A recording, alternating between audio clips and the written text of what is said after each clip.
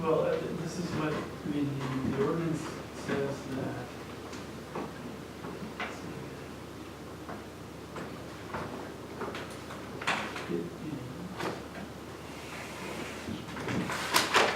I'm glad you can tell. I just want to make sure, I just don't understand. Well, nobody made a motion to adjourn, so why don't we just continue? If you have to make a motion. I mean, I'd like to give them just a report. I didn't ever. Yeah, it says the motion to adjourn shall always be in order. It's decided without debate, so, but at this point, by consent of the body, move on to reports. So, By unanimous consent of the body. Okay, so, moving on, pedestrian bicycle safety committee. What's the next? Well, I already talked about most of what was discussed at the meeting. The only other thing is instead of pen and bike safety week in May, the committee wants to make the whole month, but just do like one event a week. So it'll just be a little bit of a different structure. It will be May will be pen and bike safety month. And we closing down streets. We'll be able to close down the whole village. No cars. No No, cars. that'll help with the shenanigans. Shenanigans, oh. Oh, that's his May, you said, no. That's it, yeah. All right, great, moving on. Other trustees?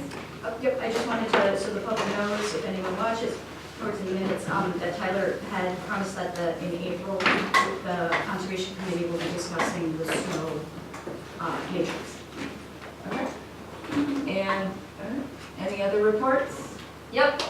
Village manager. Yep. Let's make this short and sweet so we can conclude. Well, the items are listed here. So my expectation is that you're going to read what we have here. I was not in attendance at Board of Appeals or Public Art Committee, but those agendas are included within your packet. If you guys have any questions on those, you're welcome to follow up with me at the conclusion of the meeting. Last item. This is the item that I'd like to focus on.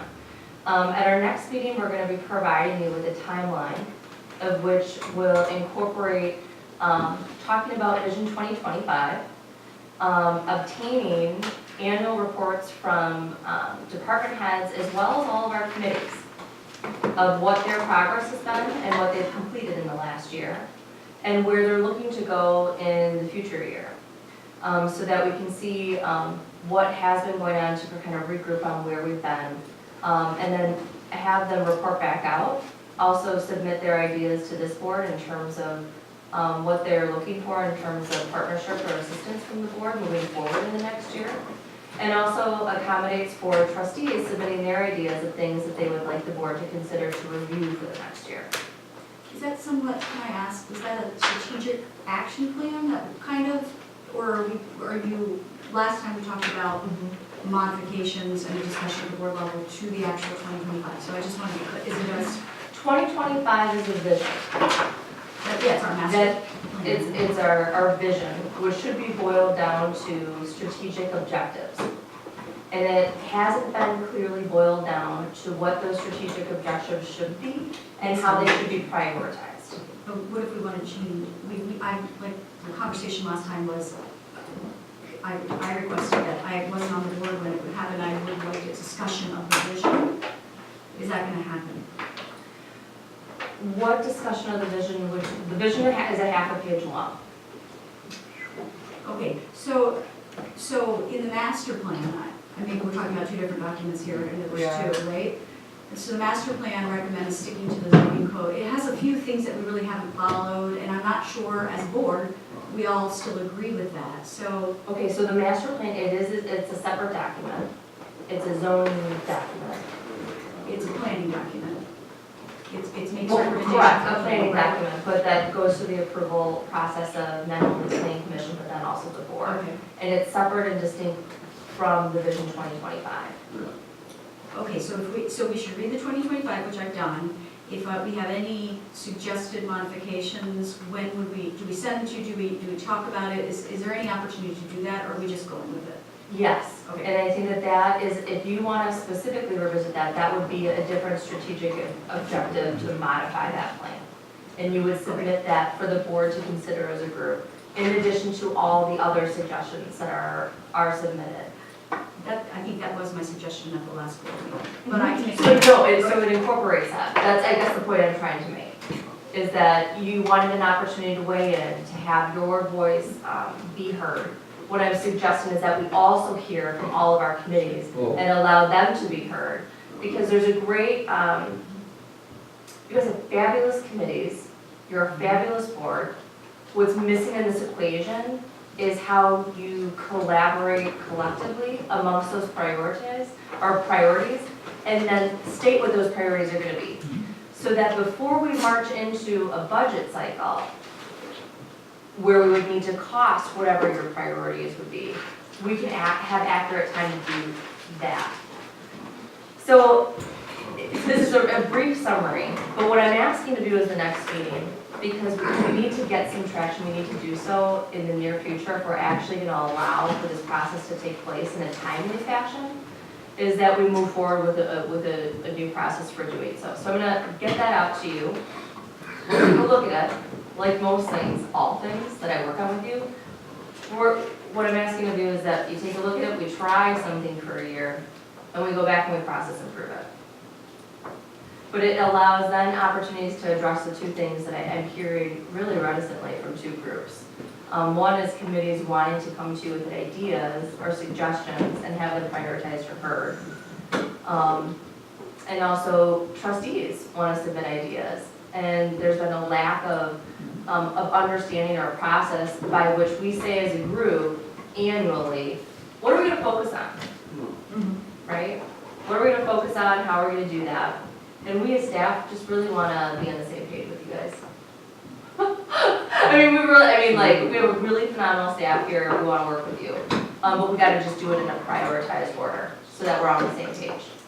And it gives some level of predictability for the other groups involved.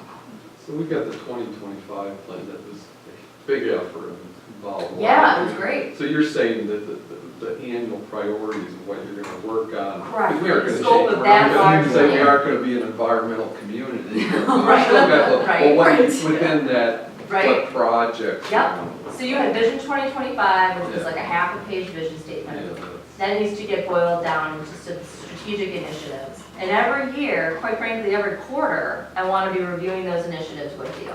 So that we're not just, it's like more reticent in our mind. There's also a document that is an implementation of Vision 2025. Yes, and I'm going to be bringing that back. So we have both a vision document and an implementation document. I agree, it would be great to take the implementation and look at what are we actually going to focus on in 2018. Correct. However, I do want to point out, after the April 3rd election, there will be 4 members of this board who were not on this board when the 2025 plan was adopted. Yes. And when you really look at 2025 and at the number of the public who was involved in that, it's less than 150 residents of this community or at any of the public meetings are involved in any way in that plan. So I do think, I agree with Trustee Rozek that at least an opportunity after the election to review 2025 and see if there are changes that we would like to consider and what public process we would go through in connection with that effort, I think is certainly appropriate, given that a majority of the board have not been involved in any way with that plan. So the reason why I'm emphasizing bringing this to you at the beginning of March is that I want to give committees time, the department heads, to get their annual reports together, so that by the time the new board is in place, we're beginning that discussion. It takes some legwork. So it's the background that you're proposing in March. I mean, it's the I'm past. going to give you the full timeline because it dovetails into everything, no different than a communications plan, but it would start the process for us in March of gathering that information, because we got to hear from these committees and what they've been doing. You know, they're a powerful group, and I want to make sure that. They only meet once a month.